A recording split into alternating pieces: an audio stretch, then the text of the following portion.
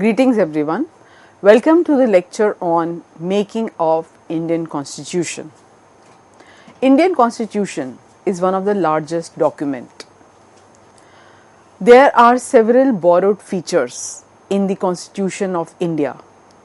So for example, from UK, the idea of a nominal head, that is president, the cabinet system of ministers, post of prime minister, parliamentary type of government, bicameral parliament, lower house being more powerful, council of ministers being responsible to lower house, and the provision of speaker in Lok Sabha. All these features have been borrowed from UK. Then we can also talk about USA. The idea of a written constitution, appointment of vice president, fundamental rights, Supreme Court, head of the state, known as president, then provision of states, the idea of judicial review, all these are some of the important features. From Australia, the idea of concurrent list, center-state relationship, language of the preamble, and from USSR, one can identify the concept of fundamental duties, 5-year plans. From Germany, the provision of emergency powers, and from Japan, law on which the Supreme Court functions. From Canada, some of the borrowed features that can be identified were federal system and residuary powers. From South Africa, the idea of procedure of constitutional amendment. From Ireland, the concept of directive principles of state policy.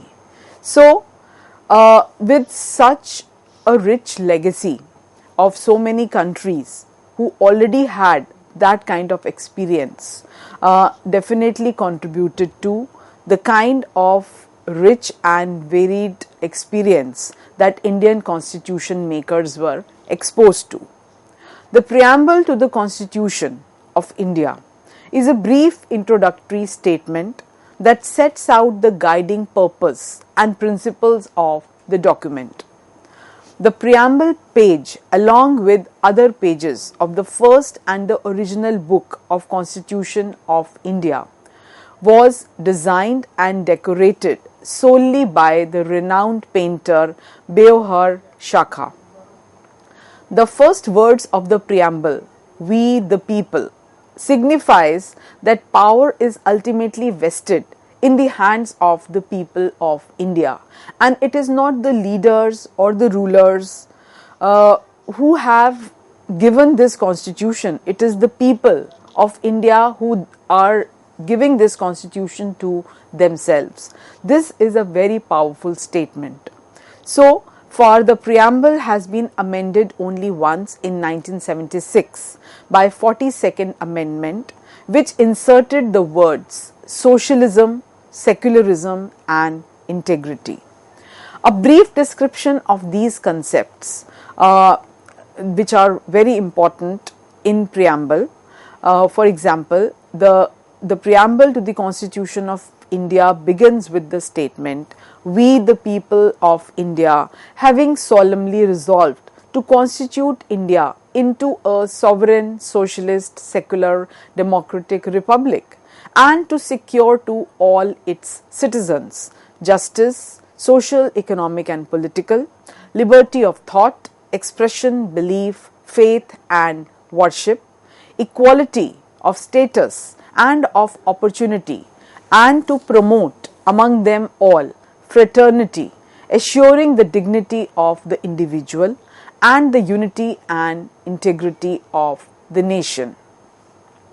In our Constituent Assembly, this 26th day of November 1949, do hereby adopt, enact and give to ourselves this Constitution. So we see that it is the citizens who gave this Constitution to themselves. It was not as if the leaders were handing out this document to the masses. Now, some of these concepts like sovereign, which means free to follow internal and external policies. This was very important because India had been under colonial rule for so long. Then secular, which means that no particular religion is preferred, was equally important because of the communal riots and the bitterness that the country had experienced. Then the term socialist, which means no concentration of power and money, was equally valid so as to bridge the gap between the rich and the poor.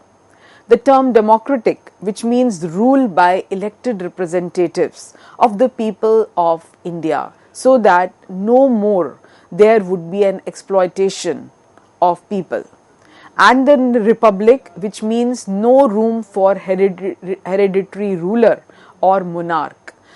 This was a very important political principle as well, which could function only when the rest of the principles were also in place. This is a very important visual of the preamble to Constitution of India, which is being shared with you on the screen. The preamble to the Constitution served some very important purposes. Firstly, it indicated the source from which the Constitution derives its authority, that is, the citizens, the masses, the people. And secondly, it also stated the objects which the Constitution seeks to establish and promote. And the preamble sought to establish what Mahatma Gandhi had described as the India of my dreams, an India in which the poorest shall feel that it is their country, in whose making they have an effective voice, an India in which all communities shall live in perfect harmony. There can be no room in such an India for the curse of unsociability or the curse of intoxicating drinks and drugs women enjoy as the same rights as man. So these very important ideas of Mahatma Gandhi were incorporated as the basic principles of preamble. The Constitution of India is considered to be the supreme law of the country as it puts forth the framework of fundamental political principles. It establishes the structure, procedures, powers and duties of the government and also mentions the fundamental rights, directive principles and duties of the citizens. So we see that the evolution of India from a British colony to a sovereign, democratic and secular nation was certainly historical. It was a long journey that started with the conceptualization of the vision in 1930s to its actual comprehension in 1950. The Constitution declared India as a sovereign, socialist, democratic republic with a parliamentary form of government. The Indian Constitution shows federal as well as unitary systems. If we talk about the federal system, then the powers are divided and shared between the state and the central governments. And if we talk about the union system, then the power concentration in central government with weak state governments. It also deals with the supremacy, the idea of supremacy of the Constitution, the existence of an independent judiciary in the Indian Constitution. And if we talk about some of the important unitary features, then the idea of single citizenship, single constitution, power of union to override on the state matters. During emergency, the system became virtually unitary. And changes in the names and boundaries of the states by the parliament, integrated judiciary system, center appoints the governors, dependence of states on the center for economic assistance and grants. Then there are 25 parts in the Constitution. The individual articles of the Constitution are grouped together into several parts. So, if we talk about part 1, it deals with the union and its territory. Part 2 deals with citizenship. Then fundamental rights are there in part 3rd and directive principles of state policy are mentioned in part 4th. Part 5th deals with the Union, Part 6 deals with the states, and so on and so forth. Several parts deal with union territories, panchayats, fundamental duties, the municipalities, the scheduled and tribal areas, relations between the union and the states, then the subjects of finance, property, contracts and suits, which are there in part 12th. Part 13th deals with trade and commerce within the territory of India. Then the idea of tribunals, elections, which are dealt with in part 15th. Then several other subjects like languages, emergency provisions, and several miscellaneous subjects are dealt in part 19th. Part 20th deals with the amendment of the constitution. Part 21 deals with the temporary, transitional and special provisions. So we see that no subject is left untouched, and amendments constitute a very important process of Indian constitution, because this process facilitates making of changes in nation's fundamental law. Changes to the Indian constitution are made by the federal parliament. The procedure is laid out in part 20th, article 368 of the constitution. Also one can mention 12 schedules. What are these schedules? These schedules are lists in the constitution that categorize and tabulate bureaucratic activity and policy of the government. Coming to the idea of fundamental rights, which are dealt in part 3rd of the constitution, and they range from article 12 to 35. The word fundamental indicates that these rights are very important, and they are so important that the constitution has separately listed them and has also made special provisions for their protection. So these rights are justiciable by law, and the constitution ensures that they are not violated by any government. Fundamental rights are different from other rights available to us. While ordinary legal rights are protected and enforced by ordinary law, fundamental rights are protected and guaranteed by the Constitution of India. The Constitution of India recognizes certain basic fundamental rights for every citizen of India, like right to freedom of religion, right against exploitation, cultural and educational rights, right to constitutional remedies, right to equality, and now it is also right to education. Ordinary rights may be changed by the legislature by ordinary process of lawmaking, but a fundamental right may only be changed by amending the constitution itself. Besides this, no organ of the government can act in a manner that violates fundamental rights. Any infringement of fundamental rights can be challenged by any citizen of India in the court of law. The Constitution of India also prescribes some fundamental duties on every citizen in India, because rights always come with duties. So, if we talk about fundamental duties which are mentioned in part 4th and article 51A, these are some very crucial parts of our constitution, and all the citizens must be aware of them. The way they are aware of their rights, they should always be aware of their duties.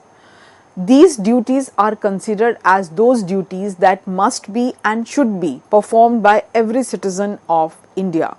Sadly, while we all are very much aware about our rights, when it comes down to duties, we just turn a blind eye.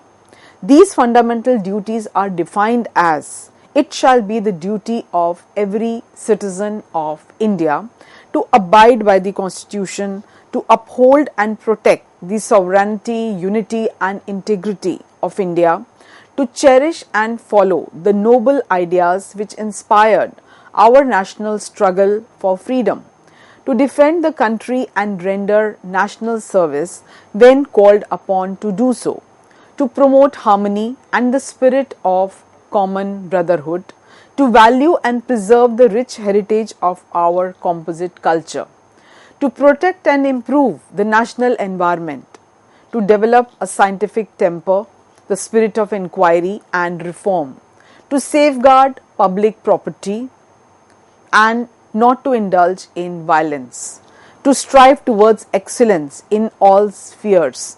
So, if all of us are aware of these fundamental duties along with the fundamental rights, our country will definitely progress and the society would also become more livable. Now, coming to the concept of directive principles, which are mentioned in part 4th, article 36 to 51. Directive principles provide the social and economic base of a genuine democracy, and the classification of these are as follows, like the socio-economic principles, the liberal principles, Gandhian principles, international principles. So if we talk about the socio-economic principles, then Article 38 of the Constitution of India mentions that the state shall endeavour to formulate such social system which will secure social, economic and political justice to all in all spheres of life. Then Article 39A mentions that the state shall try to formulate its policy in such a manner so as to secure adequate means of livelihood, employment, etc. for all its citizens. So these directive principles are basically expected that each and every government which is elected and comes to power, that would be an ideal government which would fulfill these directive principles. Then Article 39B mentions the ownership of material resources would be controlled in such a way so as to serve the common good. So this idea again was considered very important because India wanted to be a socialist country and not a country which is run purely on capitalist ways and means. In Article 39C, the economy of the state shall be administered in such a manner so that wealth may not yet be concentrated in a few hands and the means of production may not be used against the public interest. Now here again, the citizens of India need to keep their eyes and ears open and to keep a check on the functioning of the government and to evaluate that whether the government that they elected did it really function on the basis of these directive principles, because while these directive principles are not justiciable by law, that is, the citizens cannot approach a court for the redressal of their grievances associated with the directive principles, but at least they have the power of choice, they have a power of choosing or rejecting a government.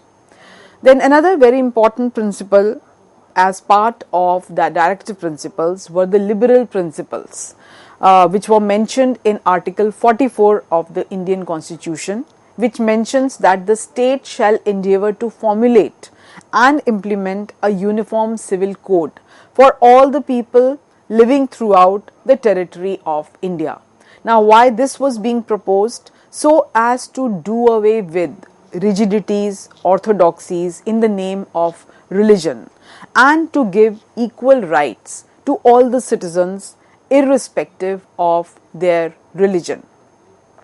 Article 45 of the Indian Constitution mentions that the state shall endeavour to provide early childhood care and education for all the children until they complete the age of 6 years. Now, this had been a part of directive principles, but with the onset of the right to education from 2009 onwards, things have definitely changed, and it is no longer this early childhood care which is now part of the right of children, but even beyond that. Then Article 47 of the Indian Constitution mentions that the state shall strive to raise the level of nutrition and the standard of living, thereby improving the health of the people. Article 48 mentions that the state should organize agriculture and husbandry on modern and scientific lines, and also to improve the breed of the animals. Article 41 mentioned that the state will work within the limits of its economic viability and progress, and would work to provide right to work to the citizens, the right to education and general assistance during unemployment, old age, disease and other disabilities. So the citizens must evaluate whether the government is functioning in this direction, whether the directive principles are being taken care of or not. Article 42 mentioned that the state will make provisions for the creation of just and humane conditions of work. This article also ensures maternity relief. Then Article 43 mentioned adequate wages, good life and rest to the labourers, and to make available to the labourers several socio-cultural facilities through different schemes. Now, another very important part of directive principles were the Gandhian principles, which we must mention when we are talking about Indian Constitution. So, Article 40 mentioned that the state will strive to organize panchayats in village and endow them with powers which would enable them to act as units of self-government. So, since local self-government was a principle which was very dear to Mahatma Gandhi, it was considered that this must also become part of Indian Constitution.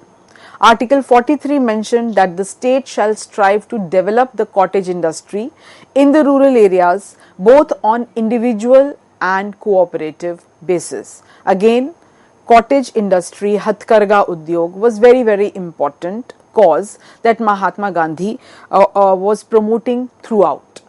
Then Article 47, the state will strive to ban the consumption of wine, other intoxicating drinks and all such commodities which are considered injurious to health, while Article 48 mentioned that the state will ban slaughtering of cows, calves and other milk cattle. Then lastly, we can also talk about the relevance of international principles, which again were accommodated as part of the directive principles. So, Article 51A mentioned that the state will strive to promote international peace and security, which has been the cornerstone of India's foreign policy forever. Then Article 51B, the state will strive to maintain just and honourable relations among various states in the world. This again was very relevant because India had experienced a humiliating 200 years of colonial rule. So now it had to come of its own, and in order to emerge as strong, this article definitely was going to help. Then Article 51C, the state will endeavour to promote respect for international treaties, agreements and law, because after all, international treaties is a sure-shot way of avoiding conflict, and India has always respected whatever treaties and agreements it has entered into. Article 51F, the state will strive to settle international disputes by arbitration. This again has been the guiding principle of India's foreign policy. and it is very rare that a sensible country would initiate war, and India has never done that. So we see that the government of India, which consists of three very important constituents, that is the legislative powers, the judiciary and the executive, these were well taken care of by the constitution makers. And a careful study of the constitution will show that there were some basic principles which are embodied in the constitution itself, which form the foundation of the political system in India as it exists today. And these principles were popular sovereignty, socialism, secularism, the idea of fundamental rights, directive principles of state policy, idea of judicial independence, federalism and cabinet government. So the Constitution of India had some distinct and unique features as compared to other constitutions of the world. The framers had tried to accumulate and accommodate the best features of other constitutions, keeping in view the peculiar problems and needs of our country. So one can highlight some basic characteristics of Indian Constitution. So firstly, it is one of the longest written constitution. Then you can also say that it's partly rigid and partly flexible. It indicates a democratic republic and a parliamentary system of government. In addition to fundamental rights, fundamental duties, directive principles, idea of a secular state, idea of single citizenship, a federation, etc.